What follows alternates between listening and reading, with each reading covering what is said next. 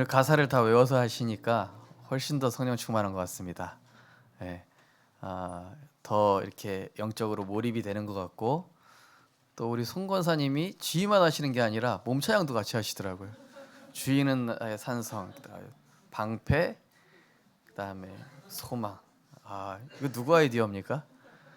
이야, 깜짝 놀랐습니다. 역시 우리 성령이 충만한 우리 은혜차양대 하나님께 최고 영광이 된 줄 믿습니다. 우리 옆에 계신 분과 인사하겠습니다. 평안하십시오. 당신은 세계를 살릴 선교사이십니다. 당신은 그리스도의 제자입니다. 우리는 그리스도로 충분합니다. 우리는 그리스도로 만족합니다. 어떤 경우에도 말씀만 따라갑시다. 할렐루야. 오늘도 우리에게 성취될 말씀을 반드시 우리 열어가실 줄 믿습니다. 오늘 본 말씀 가지고 가장 어려운 절망의 상황에 나를 말씀에 맞추는 70제자라는 제목으로 말씀을 나누시겠습니다. 우리 손장로님 기도하신 것처럼 지금 이 시대가 완전히 흑암, 혼돈, 공허. 이태원에 뭐 10만 명의 인파가 몰렸는데 그 할로윈 축제 때문에 말이죠. 예전에는 우리나라 그렇게 할로윈 축제에 그렇게 큰 뭐 영향이 없었는데 지금은 일본의 흑암 문화도 그렇고 뭐 미국의 흑암 문화, 이게 인터넷이 초고속으로 발달하면서 이 모든 것들이 지금 세상에 편리해지는 것도 있지만은 영적 재앙들도 같이 들어오고 있다. 또한 내년에는 우리가 상상치도 못할 엄청난 일들이 재앙들이 많이 기다리고 있다. 어떤 학자는 얘기하기를 내년에는 식량 팬데믹 재앙이 올 것이다, 이런 예언을 한 사람도 있고요. 이젠 가상화폐 시대로 화폐의 가치가 전혀 달라질 것이다. 어떤 유튜브 봤더니 어떤 젊은 여자가 나는 아이를 낳고 싶지 않은데 자꾸 가족들이 결혼해서 아이 낳으라고 하니까 난자를 냉동 보관했어요. 그래서 젊을 때니까, 20대니까. 그래서 뭐 자기가 결혼을 하든 안 하든 나중에 아이를 갖고 싶으면은 그 냉동해 놨던 난자를 정자은행에서 사가지고 이 아기를 만드는 거예요. 실제로 그 일본의 그 사유리인가요? 그 사람은 사가지고 이 실제 아이를 셋을 키우고 있지 않습니까? 또 병든 사람을 얼려서 냉동시킨 다음에 그 병을 고칠 수 있는 시대에 해동시켜서 그 병을 고쳐서 거의 뭐 영생되는 그런 걸 또 지금 하고 있는 시대죠. 제가 또 월요일마다 이제 저기 동주대 캠프 가는데요. 대학교 가보니까요, 우리가 알던 과랑 전혀 달라요. 뭐 이제는 전혀 막 무슨 로봇 뭐 이런 과 있고 전혀 어른들이 보지 못했던 과들이 훨씬 많이 생겼습니다. 시대가 전혀 다른 시대죠. 노르웨이에서 이 고등어 어업하는 걸 봤는데요. 원양어선 한 대가 고기를 수천 마리, 수십억 마리 이게 잡아내는데, 그게 이 선착장에 도착해서 손질되고 포장되고 선물 포장까지 더 나오는데 15분. 15분 만에 그냥 딱 선물 박스로 나와요. 거기서 딱 넘어가는 순간. 그런데 희한하게 이렇게 인간의 문명이 발전했음에도 영적으로는 점점 더 혼탁해지고 무지해져 가고 있고, 무속과 점술에 의지하는 사람들은 더 증가하고 있고, 귀신 악령에 시달리는 아이들과 어른들은 더 증가하고 있다는 사실입니다.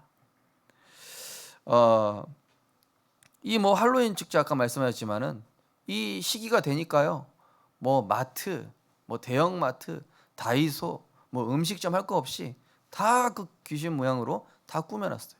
그게 뭘 상징하는지도 모르고, 그 켈트족에서 미신에서 귀신을 부르는 축제거든요. 접신 축제거든요. 사람들 그거 모르고 그냥 하는 거예요. 말세 지말 시대라고 이번 핵심 메시지에서 류 목사님 말씀하셨죠. 말세 중에서도 끝, 말세의 끝이다. 어떤 시대가 일어날지 모릅니다. 어떤 재앙이 다가올지 모르는 예상치 못하는 시대를 살고 있는데, 이때 우리는 영적인 힘을 얻어야 되고 영적인 눈을 뜨는 것만이 정말로 말씀과 함께 가고 그리스도가 주인 되어 가는 것이야말로 나를 살리고 우리 가정을 살리고 이 시대를 살리는 유일한 해답인 줄 믿습니다. 그래서 셰익스피어라는 사람이 왕관을 쓰려는 자 그 무게를 견뎌라. 이게 무슨 말입니까? 어떤 높은 위치에 올라가려면은 그거에 합당한 그거를 견딜 수 있는 능력이 있어야 된다. 오늘날 많은 젊은이들이 좋은 대학 나오고 좋은 스펙 쌓았는데 회사에서 1년을 못 견뎌요. 3년도 못 견디고 1년도 못 견딥니다. 거의. 왜냐? 철저하게 개인 중심이에요. 왕관 쓸 것만 생각하지 그 능력 이게 안 되는 거예요. 공부 잘하는 머리는 있는데 사회생활 또 여러 가지 인성, 영적 상태 이게 완전히 무너진 상태에서 공부하고 간신히 이제 대학 들어가고 취업하는데 안 되는 거예요. 영적인 힘 제로 상태인데. 그래서 전도자는 뭐라고 합니까? 응답받으려는 자, 하나님과 통하는 영적 상태를 준비해라. 응답받는 사람은 영적으로 머물지 않고 계속 자신을 갱신하고 하나님 앞에서 나를 돌아보고 믿음으로 점검하고 도전하고 또 새롭게 도전합니다. 우리는 머무는 자가 아니라 언약 붙잡고 계속 말씀의 흐름 따라 전진해야 되는 줄 믿습니다. 그래서 우리가 이 성경의 흐름과 전체 주제를 항상 기억해야 됩니다. 인간은 어떤 존재이며 인간은 무엇으로 살아야 되는지, 그죠? 사람은 떡으로만 살 것이 아니요 하나님의 입으로 나오는 모든 말씀으로 살 것이라고 했습니다. 주의 말씀만이 우리 인생의 길이요 빛이라고 그랬습니다. 성경의 대주제는 무엇입니까? 인간이 하나님과 함께 해야 되는데 하나님을 떠났다. 그래서 인간 전 세계에는 저주, 재앙, 기근, 질병, 온갖 문제가 왔는데, 그래서 인간의 근본 문제를 해결해 주시고자 인간의 방법으로 안 되기 때문에 하나님께서 이 땅에 그리스도를 보내주셨다. 그래서 그리스도를 만나는 것이 인간은 구원이고, 그리스도를 통해서 인간은 하나님과 다시 함께하고 하나님의 형상을 회복해서 하나님과 동행할 때 비로소 원래 인간의 모습이 회복되어져서 다시 다스리고 정복하고 모든 것이 정상화되어진다. 이것이 인간의 본질임을 성경 말씀하고 있습니다. 그 구약은 무엇입니까? 인간이 하나님을 떠났다. 아담과 하와가 선악과 따먹자마자 즉시 여자의 후손이 뱀의 머리를 상하게 할 것을 예언하셨죠. 그러면서 다시 한번 각인시키기 위해서 무화과 나무 잎으로 죄와 저주로 인한 수치가 안 가려지니 하나님이 직접 동물의 가죽옷을, 피 흘린 가죽옷을 아담과 하와에게 지어 입혀주셨습니다. 그것이 바로 이 땅에 오셔서 십자가에서 죽으실 그리스도를 상징합니다. 노아 시대 어떻습니까? 인간의 생각이 죄가 간영하여 생각하는 모든 것이 악할 뿐임을 보시고 하나님이 한탄하셨다. 이때 하나님께서는 유일한 구원의 길, 구원의 방주를 지으라고 하신 것입니다. 누구든지 어느 조건도 상관없다. 이 방주 안에 들어오면 산다. 그리스도 안에만 들어오면 산다. 복음 안에 있으면 된다. 창세기 22장 13절에 보니까 원래는 이 이삭이 죽어야만 합니다. 본질상 진노의 자녀인 우리는 죄로 인해 죽어야 마땅합니다. 로마서 6장 23절 말씀처럼 죄의 삭은 사망이라고 그랬습니다. 그래서 죽어야만 하는데 하나님께서는 이삭을 죽이지 않으시고 수양을 예비하셨어요. 이삭 대신에 수양이 죽었습니다. 우리 대신에 죽으실 그리스도 예수, 우리 인간의 모든 죄와 저주를 해결하기 위해서 친히 죄를 담당하시고 모든 운명과 사주팔자, 저주, 재앙을 그 한 몸에 짊어지시고 죄 없으신 그분이, 하나님이신 그분이 십자가에서 죽으시고 부활하시겠다. 레위기 17장 11절, 왜 구약시대에는 피제사를 계속 드립니까? 피가 없이는 생명이 피해 있고 피가 없이는 죄를 사할 수 없기 때문에. 그래서 생명을 드린다. 죄의 삭시 사망이기 때문에 생명을 드려야 되는 거예요. 그래서 동물의 피를 잡은 거예요. 그래서 죄 사함을 했지만은 이 동물의 피로는 영원한 죄 사함이 안 돼요. 이사야 7장 14절, 허물과 죄로 죽은 인간이 하나님께 다가갈 수가 없습니다. 하나님께 나아갈 수가 없습니다. 묶였습니다. 뭐예요? 운명 사주팔자, 죄와 사망의 법, 저주와 재앙, 이 마귀에게 붙잡혔습니다.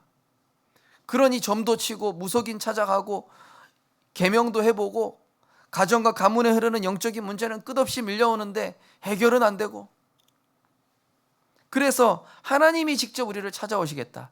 보라, 처녀가 잉태한 아들을 낳을 것이요 그 이름을 임마누엘이라 하리라. 이를 번역한즉 하나님이 우리와 함께 계시겠다. 이사야 9장 6절에서 7절, 한 아기가 나으리니 그는 기묘자라 모사라 전능하신 하나님의 아버지시라. 그가 오셔서 평강의 왕으로 군림하심으로 정의와 공의를 나타내실 것이다. 예레미야 34장 15절, 다윗의 한 가지에서 한 분이 오실 것인데 이분이 정의를 행하실 것이다. 다니엘서 9장 24절, 지극히 거룩한 자가 기름 부음을 받으리라.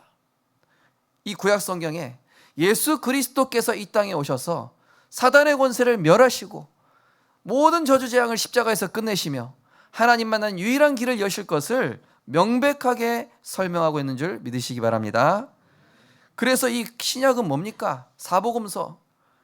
그 말씀으로 존재하셨던, 영원전부터 존재하셨던 그 그리스도께서 육신으로 오셨는데 그분이 바로 예수시다. 자기 백성을 그들의 죄에서 구원할 자, 택하신 자를 구원하시기 위해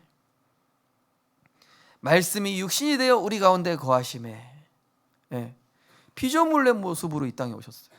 그 우주보다 크신 하나님이 피조물의 모습으로, 어떤 신학자는 얘기하기를 하나님이 인간으로 오셨다라는 것은 마치 인간이 똥통에 빠진 것과 같다. 하나님이 우리에게 구원 주시기 위해 인간의 몸을 입고 이 땅에 오신 것입니다. 성인 군자 노릇한 것이 아니라 인자가 온 것은 섬김을 받으려 함이 아니요 자기 목숨을 우리를 살리기 위해 대속 제물로 주시기 위해서 오셨다. 그래서 그가 찔림은 우리의 허물 때문이요 그가 상함은 우리의 죄악 때문이라. 이 예수란 뜻이 뭡니까? 구원자. 자기 백성을 저들의 죄에서 구원할 자, 구원자란 뜻입니다. 예수 이름이 뜻이. 그렇다면 그분이 하신 일이 그리스도입니다. 그리스도는 직분입니다. 제가 우성실 목사하면 우성실은 이름이고 목사는 제 직분이죠. 예수는 이름이고 그리스도는 예수님의 직분입니다. 그리스도 뭡니까? 기름 부음 받은 자. 구약시대 세 직책만 기름 부음 받았죠. 왕, 제사장, 선지자. 참된 왕으로 마귀의 일을 멸하셨습니다.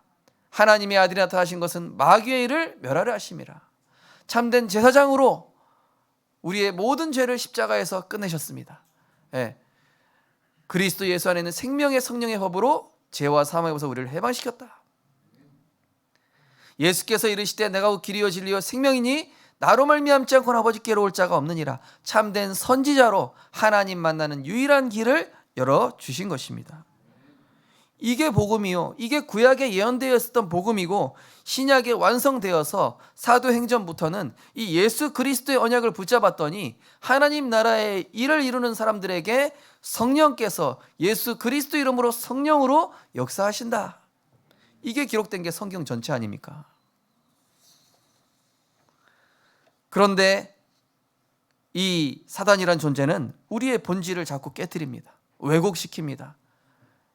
인간은 육신으로 사는 존재다. 인간은 세상 것 추구해야 된다. 성경 그렇게 나와 있지 않습니다.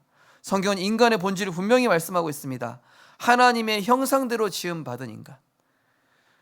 하나님이 주신 지정의를 가지고 하나님과 함께하며 하나님이 주시는 은혜를 기억하며 다스리고 정복하고 충만한 그 모습 자체가 하나님의 영광이 되는, 그것이 인간의 본질이자 목적인데 사단은 뭐라 합니까? 너를 나타내라.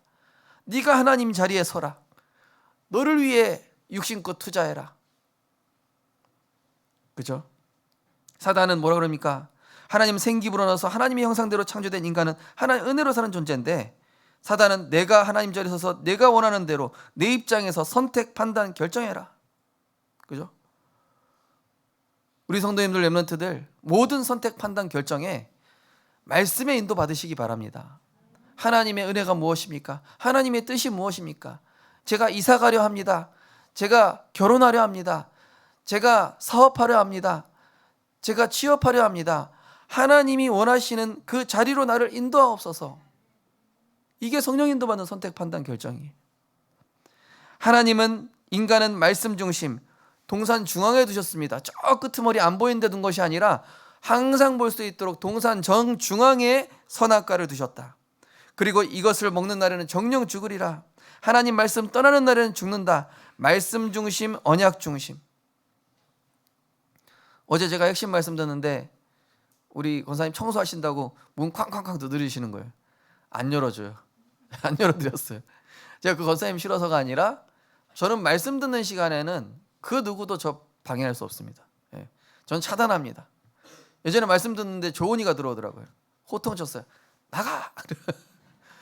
이유도 모르고 울면서 나가요. 나중에 이제 위로해 줬죠. 이제 예.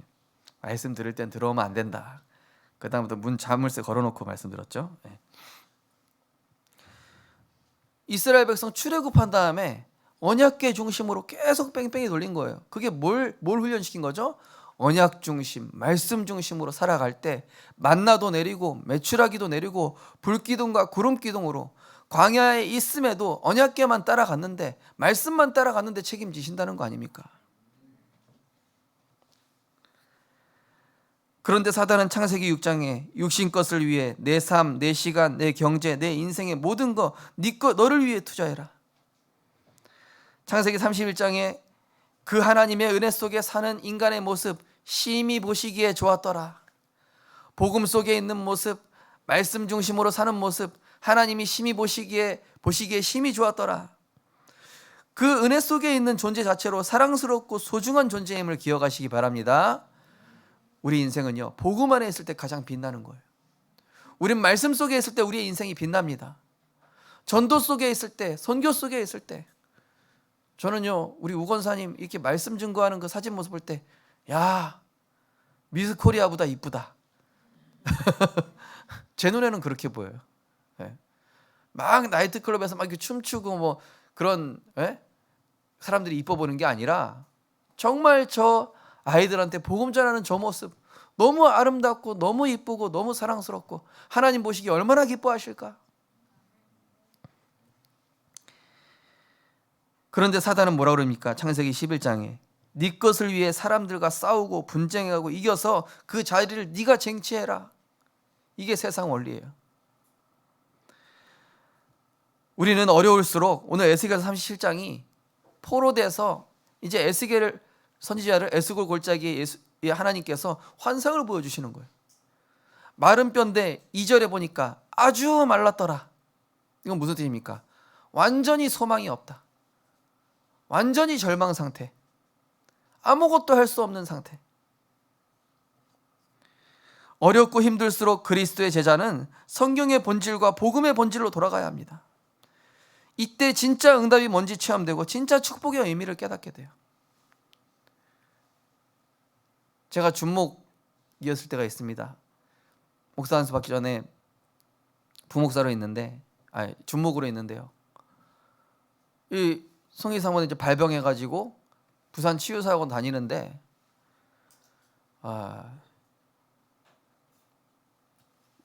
치유사학원 훈련비만 이제 100만 원이거든요. 그때 당시. 그리고 부산에서 왔다 갔다 하고 밥 먹는데 하는데 뭐 거의 한 150에서 막 200 가까이 되는 거예요. 제가 그때 당시 부목사인데 살에 뭐 250 받아가지고 하고 있는데, 제가 그때 또 목사님께서 정해놓으신 11조 헌금 기준이 있어요. 준목과 부목사는 11조, 건축헌금도 11조 금액만큼, 성경도 11조 금액만큼, 그리고 또 헌금 내야 한단 말이에요. 그럼 거의 헌금 다 내고 빚으로 사는 거야, 빚으로. 그러니까 이게 너무 어렵잖아요. 그래가지고 제가 한 번은 헌금을 못했습니다. 없어가지고. 서비스 인출도 하다 이제 카드 돌려받기 더 이상 안 돼가지고. 근데 목사님 어느 날 부르시는 거예요. 목사, 어떻게 해서라도 헌금 내라. 네가 아무리 어려운 상황이라도 이 본질을 놓치면 안 된다. 저한테 그러시는 거예요. 그리고 네가 현장 가서 복음 전해라. 이럴 때일수록 더 현장 가서 더 복음 전하고 더 전도 운동해라. 너무 힘든데 아무것도 안 보이는 거 나중에 하나님 알아서 하십시오. 나 현장에서 복음 전하다 죽겠습니다. 막 이 사람 막 삶이 오락가락하죠. 저는 너무 힘들죠. 목사님 더 밀어붙이시는 거예요. 밤 11시, 12시까지 현장 가. 네.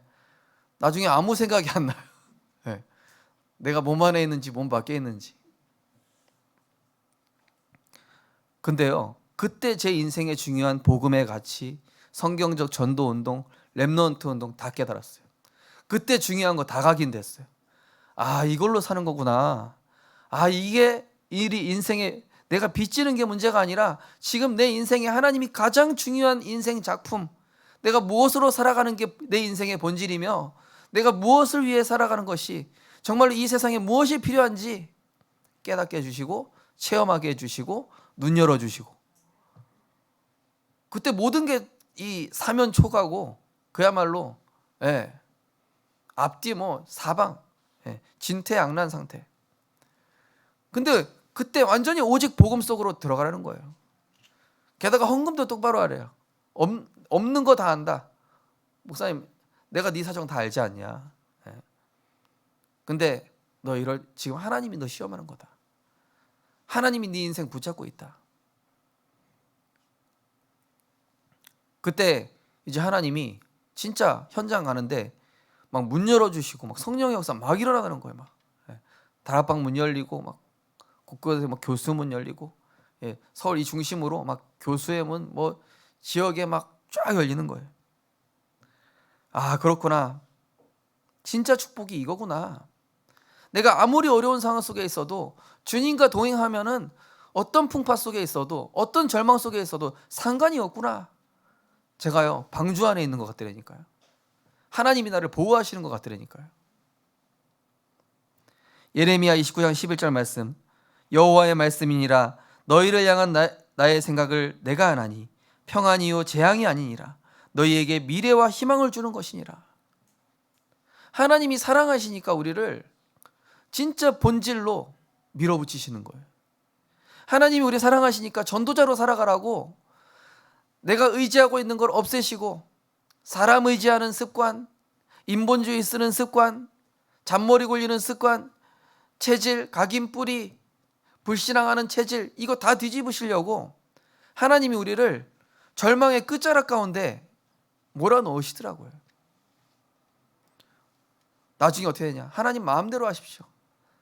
나는 오늘 천국 가도 상관없습니다. 그리고 송혜 사모가 통화하니까 처음에는 이제 완전히 병자를 막 기어다녔거든요. 좀비처럼. 그때 당시에는. 근데 이제 목소리가 점점 좋아지는 거예요. 어떻게 된 거냐? 그래서 근데 내 생각이 바뀌고 있다 이러는 거예요. 내가 지금 질병에 집중하고 있었어. 문제에 집중하고 있었어. 내가 죽을 거, 내가 실패하고 나는 완전히 이 창세기 3장에 집중하고 있었다. 근데 지금은 그리스도께 집중하니까 평안하다 이러는 거예요. 언제 천국 가도 괜찮을 것 같다. 이제 병원 갔다 올 때마다 표정이 늘 어두웠었거든요. 근데 이 성희 사모님이 복음에 집중하니까 이 생각이 완전히 바뀐 거예요. 예레미야가 33장 33절에 보니까 주께서 인생으로 고생하게 하시며 근심하게 하심은 본심이 아니시로다. 로마서 8장 26, 28절 보니까 이와 같이 성령도 우리의 연약함을 도우시나니 우리는 마땅히 기도할 바를 알지 못하나 오직 성령이 말할 수 없는 탄식으로 우리를 위하여 친히 간구하시느니라. 마음을 살피는 이시가 성령의 생각을 아시나니 이는 성령이 하나님의 뜻대로 성도를 위하여 간구하심이라. 내 안에 계신 성령께서 나를 위해 기도하고 계셨구나. 그러면서 이렇게 나오죠. 하나님을 사랑하는 자, 곧 그의 뜻대로 부르심을 입은 자들에게는 모든 것이 합력하여 선을 이루느니라. 그때 어려움 당하고 그때 제 인생의 스토리와 제 인생의 전도운동 해야 되는 목회에 대한 이런 비전들이 CVDIP가 그때 완성되었던 거 있죠. 고린도전서 2장 12절에 보니까 우리가 세상의 영을 받지 아니하고 하나님으로부터 온 영을 받았으니 이는 우리로 하여금 하나님께서 우리에게 은혜로 주신 것들을 알게 하려 하심이라. 은혜로 주신 것들을 알게 하시기 위해서 나를 고난 속으로, 나를 절망 속으로, 문제의 돌파구를 하나님 앞에서 찾고 어려울수록 본질로 돌아가야 돼요. 대부분 제가 우리 교회 성도님들 어려운 분들 다 알고 있습니다. 어떻게 어려우신지 뭐 또 다 모를 수도 있습니다.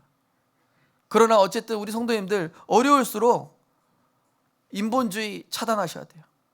다른 거 다 차단하고 정말로 내가 누구냐? 나는 은혜 받아야 될 존재 아니냐? 말씀 중심, 복음 중심, 언약 중심, 전도와 선교 중심, 여기로 완전히 나를 올인시켜야 돼요. 그것만이 살 길입니다. 다시 한번 말씀드린 것처럼 응답보다 영적 상태고요. 응답보다 어떤 경우에도 흔들리지 않는 영적 시스템이 있어야 되고요. 응답보다 내 야망이 아닌 하나님과 통하는 중심과 목표가 있어야 돼요. 그 사람을 하나님이 쓰시고 그 사람에게 성령이 역사하시고 그 사람에게 말씀이 임재하는 겁니다. 이때 제가 버려야 될 게 뭔지 알게 됐어요. 내 동기, 야망, 내 계산 다 버리자 하고 싶었던 것들이 있었거든요. 내가 누려야 될 게 그게 아니었네.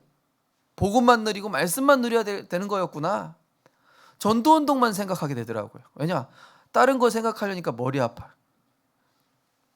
뭐 엎친 데 덮친 격으로 저희 가정과 또 성회사모 가정에 동시에 막 또 심각한 문제 터졌어요. 말로 못할 그런 문제들이. 문제 왜 터졌을까요? 인간이 손을 쓸 수가 없는 상황까지 가니까 하나님만 바라보게 되고 복음만 집중하게 되고 전도 현장만 가게 돼요. 이 마음이 이래요. 될 대로 되라 하면서 하나님 알아서 하십시오. 난 이제 죽이 되든 밥이 되든 모르겠고 하나님 저는 예배드리고 은혜 받고 훈련 받고 전도 운동만 하겠습니다. 진짜 그것밖에 못하게끔 하시더라고요. 근데 알고 보니까 그게 복이에요. 그 다음에 축복이 따라와요. 그게 되니까 하나님이 문을 열어주세요. 우리 렘넌트 꼭 기억해야 됩니다. 어렵다고 내가 영적 본질 놓치면요 더 그게 장기화돼요. 그러나 내가 본질로 돌아갈수록 그것이 고난이 되고 힘들지만 마른 뼈와 같은 그곳에 하나님 말씀의 생기가 들어가야 회복되고 소성케 되는 것입니다. 그래서 어떻게 어렵고 절망적인 상황에 내가 하나님과 맞아질 수 있습니까? 이 에스겔이 주 여호와께서 하실 수 있습니다 이렇게 얘기해요. 이 마른 뼈들이 과연 살겠느냐? 원어 성경에 보니까 인간의 힘으로는 불가능한 걸 알고 있느냐 이런 의미예요. 나의 절대 불가능을 인정하는 것이죠. 먼저 내 것을 버리고 하나님이 역사하시는 자리로 가야 성령께서 나를 사용하실 수 있습니다. 운전 못하면서 내가 꼭 잡고 있으면은 안 돼요. 우리 성희 사모님 좀 운동신경이 없으셔서 운전 잘 못하거든요. 내가 운전할 테니까. 그럼에도 꼭 붙잡고 있다. 그러면 이제 속 터지는 거죠. 옆에 잘하는 사람이 있는데 맡겨야 될 거 아닙니까? 그죠?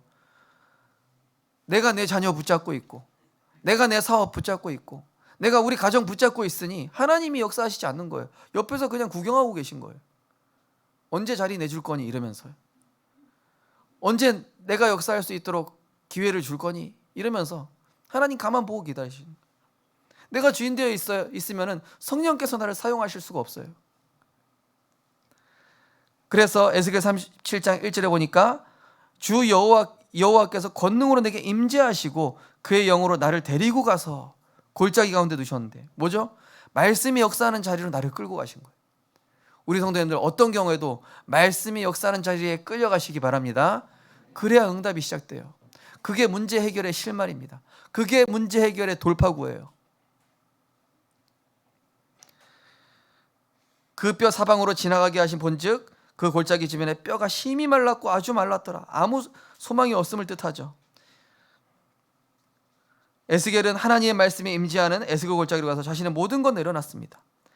하나님의 은혜가 없이는 소망도 희망도 없는 죽은 현장과 영혼을 보면서 절망했어요.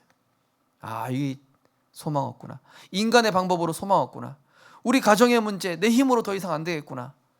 우리 자녀의 문제, 우리 직장의 문제, 내 인생의 문제, 정말로 하나님께 맡겨야 되겠구나.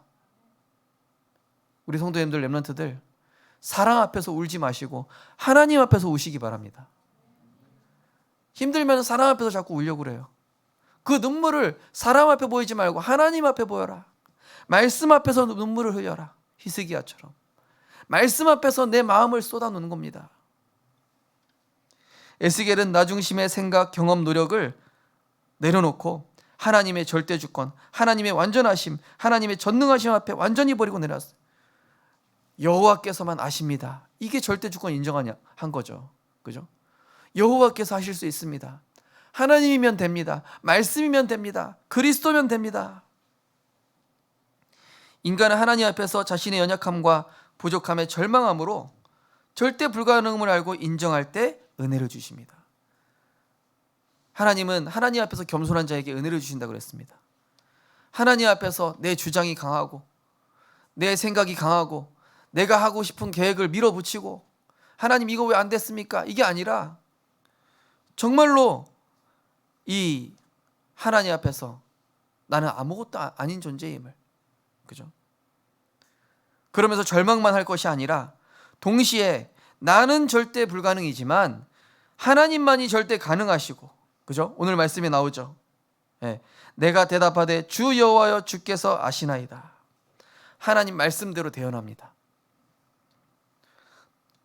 하나님만이 절대 가능하심을 깨닫고 그 속에 온전히 들어가면 모든 것이 회복되고 살아나는 말씀의 능력이 체험됩니다. 이 성의사모가 저는 서울에 있고 부산에 있으니까 통화하니까 어떠냐 그러니까 자기가 등산을 했다는 거야. 야, 환자가 어떻게 등산을 했냐? 예. 보니까 호흡하고 말씀에 집중하면서 이 어두운 생각, 과거의 상처, 묶여 있었던 이 과거의 운명에서 이 복음으로 완전히 하나님 이렇게 딱 하시는 거예요. 그러니까 나는 못 일어난다고 생각했는데 말씀 가지고 인도받는 사람들이랑 같이 가는데 자기도 모르게 몸이 움직여지는 거예요. 하나님만이 절대 가능하십니다. 말씀만이 절대 가능합니다. 복음만이 유일한 답입니다. 절대 절명의 순간에 있는 우리 성도님들, 또 어려운 상황에 있는 우리 렘넌트들 꼭 기억하셔야 돼요. 어떤 경우에도 말씀의 흐름, 어제 류 목사님 산업선교에서 말씀하셨어요. 위기의 순간마다 플랫폼을 만든 산업인들, 뭐죠? 세 가지 흐름 따라 그랬죠. 말씀의 흐름, 기도의 흐름, 전도의 흐름 따라갈 때 빛의 흐름, 빛의 경제가 따라온다. 내게 하나님의 말씀이 담겨져야 내가 플랫폼이 됩니다. 빛을 발하는 플랫폼이 돼요. 사람이 몰려오는 파수망대가 됩니다. 선한 영향을 끼칠 수 있는 영적 안테나가 될 수 있는 거예요. 하나님의 말씀의 생기가 내 안에 들어갈 때 내가 여호와의 군대가 되고, 두 번째로 하나님의 말씀만이 유일한 답이요 오직 주 예수 그리스도만이 충분함을 믿고 내가 따르기로 결단할 때 개인과 가정과 후대의 저주와 재앙이 끝납니다. 어떤 권사님이 너무 엘리트세요. 예, 그분도 수 간호사 사셨는데요. 자녀에 대한 계획이 얼마나 빠삭하신지, 정보도 많고. 근데 자녀들이 막 점점 이상해지는 거예요. 막. 본인 뜻대로 안 돼요. 예. 그래서 제가 봤을 때 쟤네 은혜 받아야 될 텐데 말은 못하겠더라고요. 워낙 본인이 강하셔가지고 얘기할 틈이 없어요. 본인 계획이 저렇게 완벽한데 권사님 자녀 은혜 받게 하시고 은혜 받은 다음에 은혜 받은 그 힘 가지고 공부하면 어떨까요? 이 얘기를 차마 못할 정도로 너무 그 강력한 포스 있잖아요. 사실 그런 분들에게 이 하나님 은혜가 파고들기가 너무 힘들어요. 감사하게도 우리 교회 성도님들은 다 부드러우신 분들이 대부분이에요. 좀 강하신 분들은 없습니다. 다 부드러우신 분들이에요. 개인과 가정과 후대의 저주 재앙 언제 끝나냐? 부모님들이 언약 붙잡을 때 끝납니다. 보란 듯이 언약 따라가십시오. 훈련으로 따라 붙으십시오. 전도운동 속으로 들어가십시오. 그때 자녀의 영적 흐름이 바뀐다니까요. 내 힘으로 안 바뀝니다. 내 힘으로 바꾸려고 할수록 자녀는 더 이상해집니다. 왜죠? 내가 주인 되면 거기 누가 틈타느냐? 흑암이 틈타니까. 내가 주인 되는 곳에는 이 흑암이 나를 쉽게 이겨요. 그런데 그리스도가 주인 된 자리에는 사단이 파고 들어올 수가 없습니다. 우리 자녀의 주인이 그리스도가 되고 우리 가정의 주인이 말씀이 되고 하나님이 되시면 하나님이 책임지시게끔 내가 맡겨드리면 성령이 그 자리에 역사하신다니까요. 오늘 말씀이 나옵니다. 또 내게 이르시되 이 모든 뼈에게 대언하여 이르기를 너희 마른 뼈들아 여호와의 말씀을 들을지어다. 주 여호와께서 이 뼈들에게 이같이 말씀하기를 내가 생기를 너희에게 들어가게 하리니 너희가 살아나리라. 하나님의 말씀이 내게 들어갈 때 그죠? 여기 성경에 생기라는 단어는 루아흐라고 해서 성령이라는 단어랑 똑같은 단어입니다. 성령이라는 단어랑 똑같은 단어예요. 한마디로 성령이 하나님의 영이 그 안에 들어간다는 얘기예요. 하나님의 영의 말씀이 언제 들어갑니까? 말씀이 들어갈 때. 믿음은 들음에서 나며 들음은 그리스도 예수의 말씀으로 말미암느니라. 하나님의 말씀은 살았고 활력이 있어 좌우의 날선 어떤 것보다도 예리하여 우리의 영과 혼과 관절과 골수를 찔러 쪼개며. 그죠?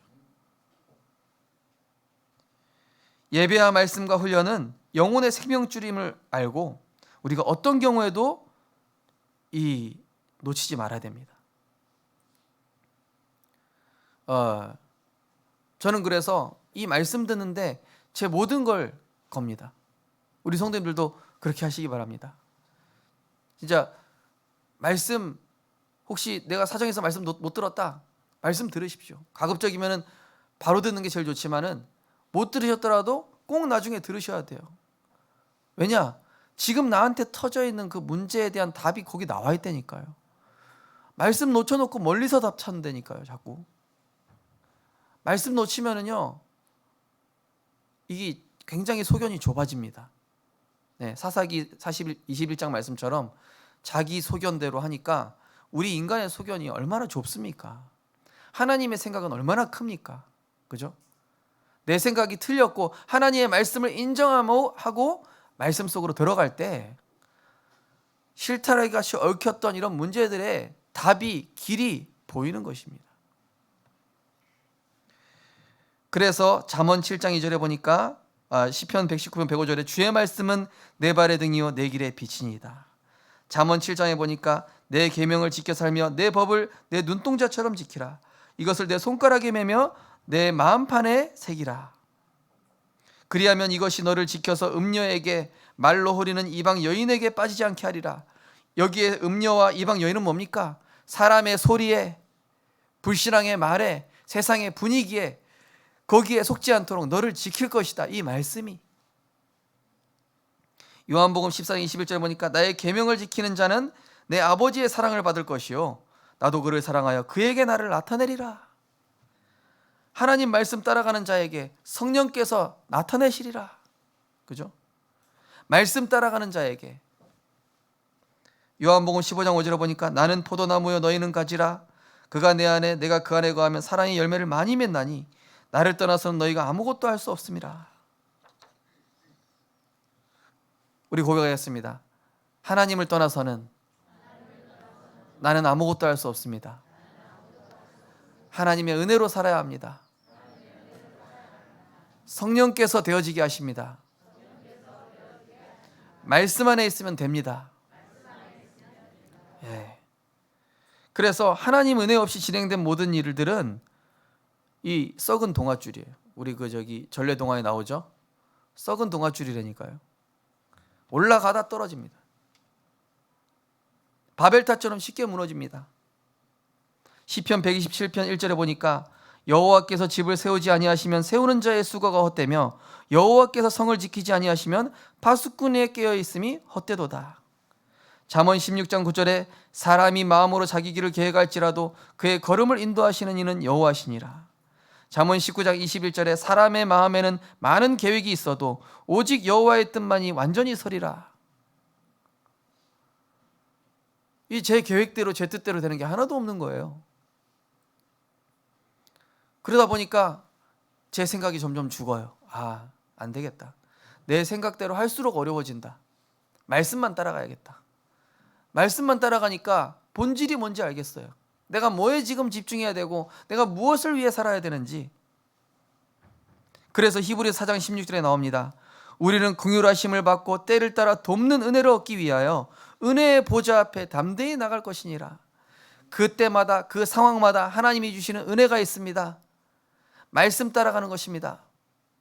우린 광야길을 가고 있어요. 언약궤 따라가야 됩니다. 불기둥과 구름기둥으로 지키십니다. 언약궤 따라갈 때 만나와 메추라기 내리십니다. 이 광야길에서 반석에서 물을 내십니다. 그러면서 모든 상황에 그리스도의 삼중직을 고백하면서 누릴 때 근본적 치유, 근본적 해답, 해방, 근본적 응답을 누리게 됩니다. 요한일서 3장 8절 삼중직 적용할 때 이렇게 기도하십시오. 요한일서 3장 8절 흑암부터 꺾어야 됩니다. 무조건. 그리스도 삼중직 적용할 때 우리 기도할 때 그리스도 이름으로 흑암을 꺾어야 됩니다. 하나님의 아들이 나타나신 것은 마귀를 멸하라 하심이라. 지금 내 생각 속에 이 현장에 역사하는 모든 흑암은 권세 있는 주 예수 그리스도 이름으로 결박받고 떠나갈지어다. 그 다음에 뭐예요? 참된 제사장 되신 그리스도 누려야죠. 참된 제사장 되신 그리스도께서 나에게 해방을 주셨으니 진리로 나를 자유케 하옵소서. 내 묶여있는 생각에서 자유케 하옵소서. 그 다음에 참된 선지자, 예수님이 길이요 진리요 생명이니 내가 예수님 따라가겠습니다. 내가 말씀 따라가겠습니다. 참된 선지자 되신 그리스도가 나를 인도하여 주옵소서. 흑암 꺾기, 진리로 자유함 얻기, 그 다음에 길 대신 그분께 맡기기. 이게 삼중직 적용입니다.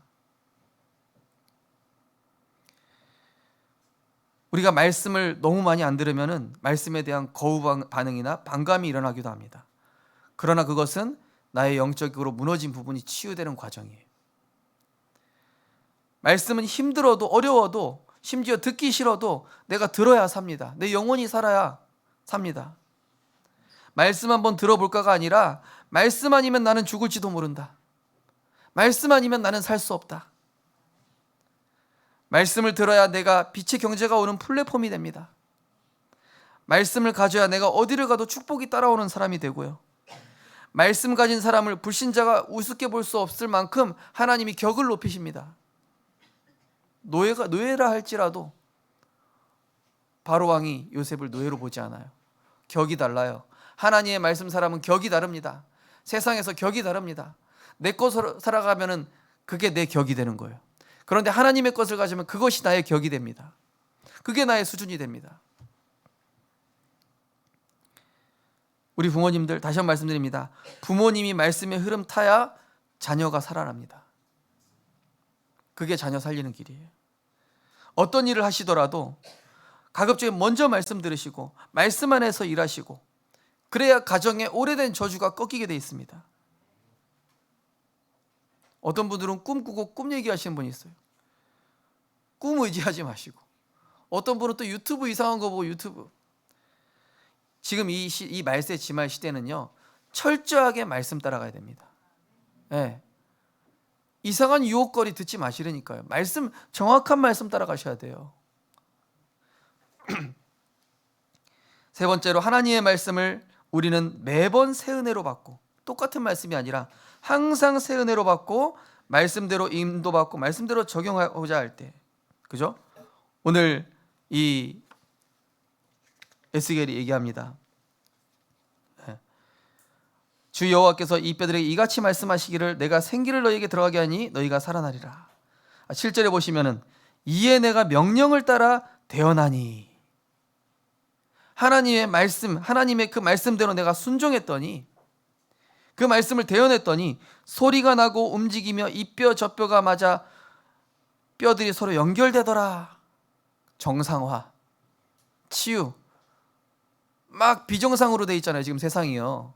내 삶이 비정상되어 있습니까? 내 생각이 비정상되어 있습니까? 내 주변 사람들 비정상입니까? 하나님의 말씀이 들어가면 정상이 됩니다. 제자리를 찾는 데니까요. 제자리로 돌아갑니다. 회복됩니다. 치유됩니다. 모든 비정상을 돌리는 건 하나님 말씀입니다. 지금 세상이 하나님 말씀 벗어났기 때문에 순리를 벗어나 영리로 예, 갈수록 더 많은 영리들이 나타날 것입니다. 동성애는 이제 시작일 뿐일 거예요. 더 이상한 영적 문제, 모든 질서를 파괴하는 일들이 하나님 말씀 떠난 결과로 올 거란 말이에요. 그렇다면 이 시대에 우리가 정확한 하나님의 말씀 붙잡아야. 네. 그래서 우리는 삶의 우선순위가 하나님 말씀이 될 때 내 삶이 하나님과 맞아지고 이 말씀이 하나님과 연결되면서 근본 문제와 정답이 보이게 되고, 말씀을 지속해서 듣고 들을 때 내 영이 살아나고 마음, 생각, 육신이 힘을 얻어 소성케 됩니다. 시편 23편 말씀처럼 여호와는 나의 목자시니 내게 부족함이 없습니다. 그가 나를 푸른 초장으로 인도하시는데 내 영혼을 소성시키시며 자기 이름을 위하여 의의 길로 인도하시는도다. 하나님의 말씀을 제대로 붙잡아 나 한 사람이 복음으로 행복해지면 주변 사람도 힘을 얻고 답을 얻게 됩니다. 그러면서 하나님의 말씀 붙잡은 한 사람이, 이 사람은요 어떤 것도 의지하지 않고 하나님께만 소망과 목표를 두고, 말씀이 내게 계속 머물게 되면 뭐가 보이냐? 이 문제의 시작도 하나님이 하신 거고, 이 문제의 과정에 일어나는 일도 하나님이 하신 거였고, 이 문제의 끝맺음도 하나님이 하실 수 있겠구나. 나를 전도자로 살아가라는 하나님의 사랑의 메시지, 하나님의 은혜의 메시지, 나를 사랑하셔서, 나를 축복하셔서, 나를 귀하게 보셔서 이렇게 하신 것이구나. 나를 세상과 구분시키시려고, 구별시키려고, 거룩한 나라요 왕 같은 제사장으로 구분시키기 위해서 하나님이 나에게 이런 문제를 허락하신 거였구나. 저는 그 주목 때 너무 힘들 때 두 가지 기도밖에 안 했어요. 오늘 천국 데려가시든지 성령 충만하게 하시든지. 정말 어려울 때 나를 완전히 버리게 되더라고요. 그런데 하나님은 내가 죽어가는 거 가만히 두지 않습니다. 내가 그렇게 어려운 상황 속에서 복음 붙잡는데 하나님 우리 망하게 두실 그분이 아니라는 사실입니다. 나를 그 깊은 수렁에서 끌어올려서 의의 길로, 평안의 길로, 승리의 길로, 증인의 여정으로 만들어 가실 줄 확신하시기 바랍니다. 오늘은 종교개혁주일입니다. 본질로 돌아가야 됩니다. 루터가 종교개혁을 한 그런 종교개혁주일입니다. 가장 어려운 절망의 상황은 근본적 은혜, 근본적 축복, 근본적 능력을 주시고자 하는 그런 축복의 과정으로 아침 시간에 말씀으로 나를 정복하시고, 낮 시간에 기도로 모든 상황을 누리고 하나님 계획 찾으시고, 밤 시간에는 오늘에 있었던 모든 일들을, 오늘에 있었던 응답들을 확인하시고 내일의 말씀과 내일의 계획을 세우면서 아침과 낮과 밤에 주님과 동행하고 근본적인 성령의 인도와 성령의 역사로 하나님의 것으로 복음 중심, 말씀 중심으로 살아가시다가 응답받고 승리하는 우리 모든 생명빛 전도자들 되시기를 주님의 이름으로 축원드립니다. 하나님 감사드립니다. 하나님께서 우리에게 문제, 위기, 시련을 주심은 우리를 복음 없이 재물 가진 재앙 가운데로 가지 않게 하시기 위해, 정말로 복음은 있는데 가난 속에 빠지지 않게 하기 위해서 우리의 삶의 규모와 우리의 영적 규모와 모든 흐름을 하나님 치유하셔서 말씀의 흐름, 기도의 흐름, 전도의 흐름을 우리에게 각인시키심으로 모든 사람들을 살리고 나의 소망이 오직 그리스도, 나의 삶의 이유는 세계복음화, 나의 삶의 목표는 전도와 선교가 되게끔 하셔서 정말로 성령의 사람으로 하나님이 사용하시기 가장 좋은 전도자로 우리를 변화시키기 위한 하나님의 계획인 줄 믿습니다. 하나님, 가장 어려울 때일수록 하나님께 나를 맞추게 하여 주옵소서. 정말로 아무것도 안 되는 이런 절망의 상황일수록 하나님의 말씀을 절박하게 간절하게 붙잡는, 하나님 내가 이제는 말씀 따라가겠습니다. 복음을 이 손에서 놓지 않겠습니다. 예배와 말씀과 전도를 내 손에서 놓지 않겠습니다. 생명 걸고 이것을 간직하고 지키는 우리 생명빛교회 자들 될 수 있도록 축복하여 주옵소서. 감사드리며 예수 그리스도 이름으로 기도드립니다. 아멘. 찬송가 429장 하나님께 찬양 드리시면서 준비하신 힘을 드리겠습니다.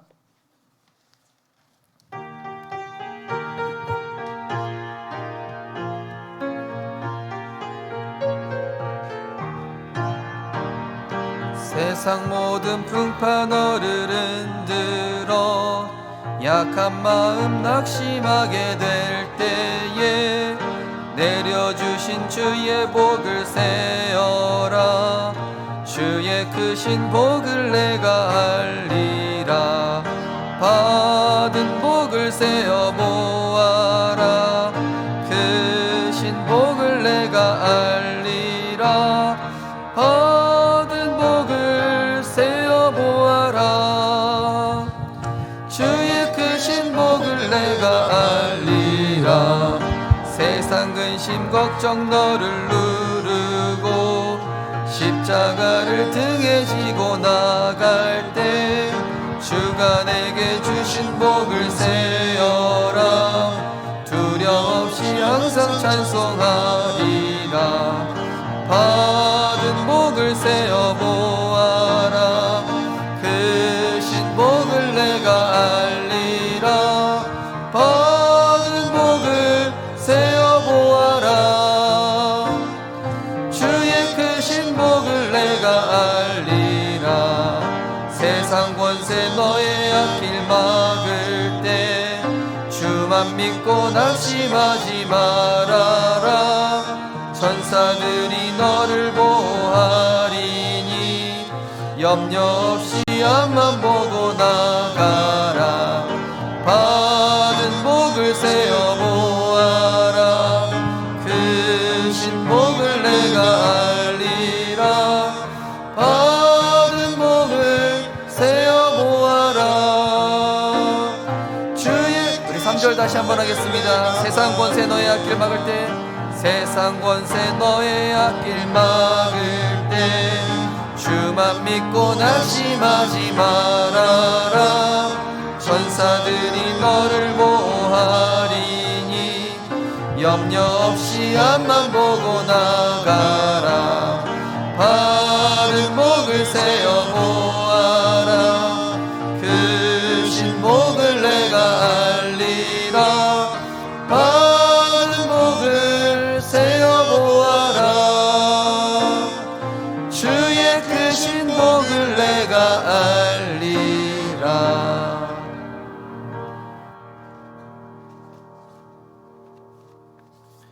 구원의 은혜 주신 하나님 사랑에 감사드립니다. 하나님 은혜 감사드립니다.